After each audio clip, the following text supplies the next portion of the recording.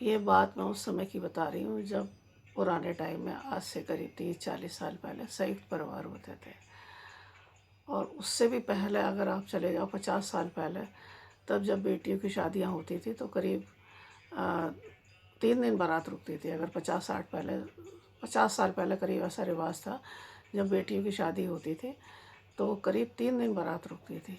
तो 3 दिन तक बारात में रुकने का कोई वो नहीं होता था, लेकिन क्या होता था उसमें रस्म और रिवाज ज़्यादा होती थी। और मतलब खेल कूद ज़्यादा होते थे, आपस में हंसी मजाक ज़्यादा होते थे। उस समय मतलब लोगों के पास में काम होता था, लेकिन ये नहीं था कि सभी लेडीज़ भी काम करती हैं, जेंट्स भी सभी करते थे। तो बड़े बूढ़े भी सब शादियों में, ज़्यादातर बड़े बूढ़े ज़्यादा आते थे, बच्चे वगैरह थोड़े कम आते थे। तो उस समय की शादी का माहौल कुछ और ही होता था। अब शादियां जो होती हैं वो तो बच्चा सोता है तो बारात चली जाती है, उठता है तो बारात वापस आ जाती है। तो अब शादियों का चलन परिवर्तन इतना हो गया है।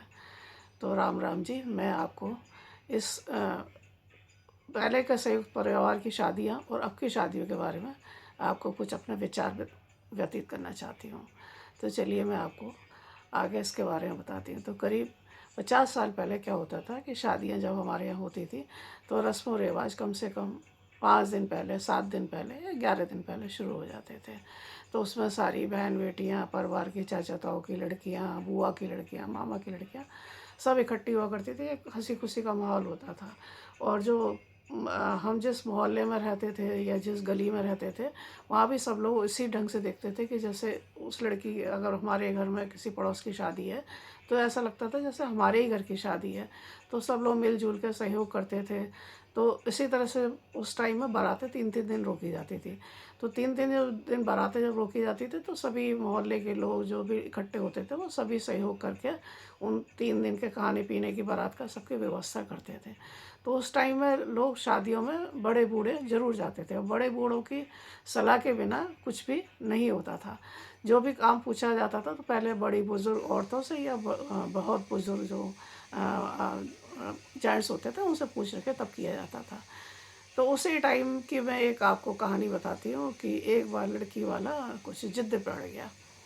तो ज़िद पड़ गया तो उसने कहा कि भाई मैं अपनी लड़की की शादी तब करूँगा जब उसमें कोई भी एक बूढ़ा नहीं आएगा। मतलब जितने भी सब आएंगे सब जवान युवा लड़के आएंगे, और उसमें एक भी बूढ़ा आदमी नहीं आएगा, तब तो मैं अपनी लड़की की शादी करूँगा, वरना नहीं करूँगा। अब उसकी एक अपनी शर्त थी, तो उसने वो शर्त अपनी रख दी। अब क्या हुआ कि चलो बारात तैयार हो गई, सब हो गई। अब लड़के वाले को लगा कि अगर लड़की वाले ने बूढ़े लोगों को नहीं बुलाया है तो कुछ ना कुछ तो वो ज़रूर करेगा कारस्तानी। तो इसलिए उन्होंने क्या कहा कि ऐसा करो कि घर का जो लड़के का पिता था, तो उसने कहा कि तुम मुझे एक संदूक के अंदर छुपा के ले चलो, और वहाँ पे किसी को मत बताना कि हमारे बारात के अंदर कोई बूढ़ा आया है। तो उन्होंने कहा ठीक है भाई, चलो छुपा के ले चलते हैं, देखते हैं। अब क्या हुआ कि वहाँ पर बारात पहुँच गई लड़की के वाले के यहाँ, तो उसने खातिरदारी वगैरह जब सब कुछ की, उसके बाद जब आगे की रस्में शुरू हुई तो उसने कहा देखो जी, मैं आगे की रस्में तो जब शुरू करूँगा, जब पहले मेरी एक शर्त है। तो उसने कहा क्या शर्त है? कि भाई ये मेरी ये शर्त है कि आप लोग गाढ़ा गाढ़ा जो दूध होता है भैंस का, वो एक नदी के अंदर बहाओ, और उसमें पानी बिल्कुल भी नहीं होना चाहिए, और दूध ही दूध बहना चाहिए बस। अगर वो मेरी शर्त पूरी कर दोगे तो मैं शादी करूँगा, वरना शादी नहीं करूँगा, ये मेरी शर्त है। अब लड़के लोग तो घबरा गए, भगे भगे आए। उन्होंने भाई सामान सब पैक करो और चलो यहाँ से बारात लेके। क्यों, नदी के अंदर पानी इतना होगा तो हम दूध ही दूध कहाँ से बहाएंगे? भाई दूध में बहाएंगे तो पानी के अंदर मिक्स होगा तो सब बह जाएगा, दूध बचेगा ही कहाँ? तो उन्होंने कहा कि लड़कों ने, सबने, कि भाई चलो भाई हम वापस चलते हैं, और इस शादी का कोई मतलब नहीं है। तो फिर एक उसमें युवा बोला कि भाई जो हम अपने बुज़ुर्ग को लेके आए उन्हें भी तो बाहर निकालते हैं, उनसे भी तो कुछ सलाह लेते हैं। तो उन्होंने अपने बड़े बुज़ुर्ग को बाहर निकाला, जो लड़के का पिता था, तो उसको बाहर निकाला। तो उसने बताया लड़कों ने ऐसे ऐसे कि भाई लड़की वाले ने ये शर्त रखी है कि आप उसके अंदर दूध बहाएं गाढ़ा गाढ़ा भैंस का, और उसे पानी बिल्कुल भी नहीं होना चाहिए।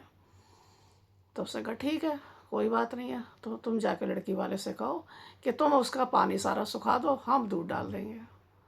पहले आप भी तो नदी का पानी सुखाओ, अगर आप ये काम कर दोगे तो हम अपनी दूध की नदियाँ बहा देंगे।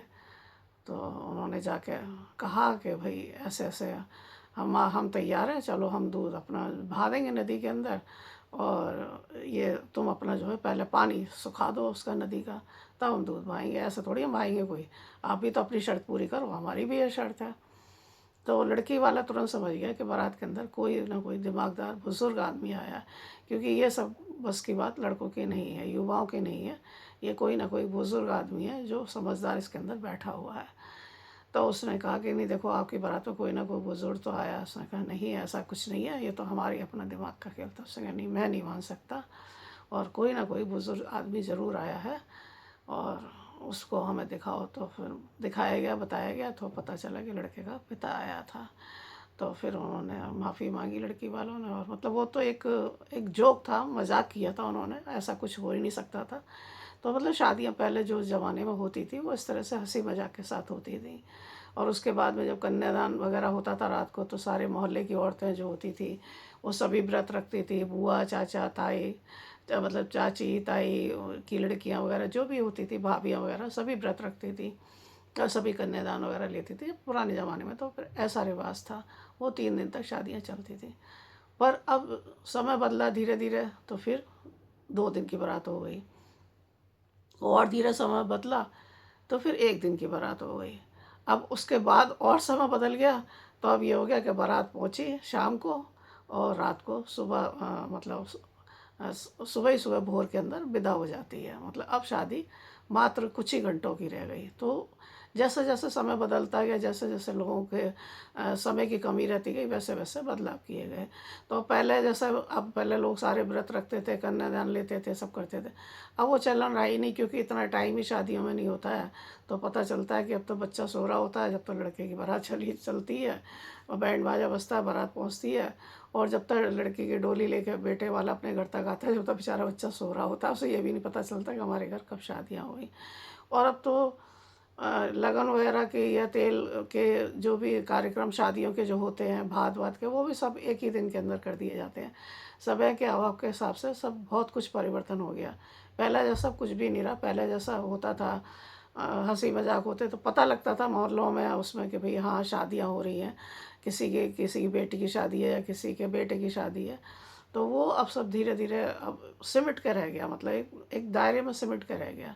गांव में आज भी, मतलब मैं नहीं कहती, गांव में आज भी है, पहले जैसा था उतना नहीं है, लेकिन फिर भी काफ़ी हद तक है पुरानी परंपरा। पर शहर में लोगों की भागम भाग के अंदर वो सब धीरे धीरे करके एक सिमट के रह गया, एक दायरे के अंदर रह गया। तो ये मेरी एक छोटी सी पुराने टाइम की एक मतलब कहावत थी, जो मैंने अपने पिता से सुनी थी, तो मैं आपको वही शेयर कर रही थी। तो अगर ये आपको मेरी कहानी बहुत अच्छी लगी है तो धन्यवाद।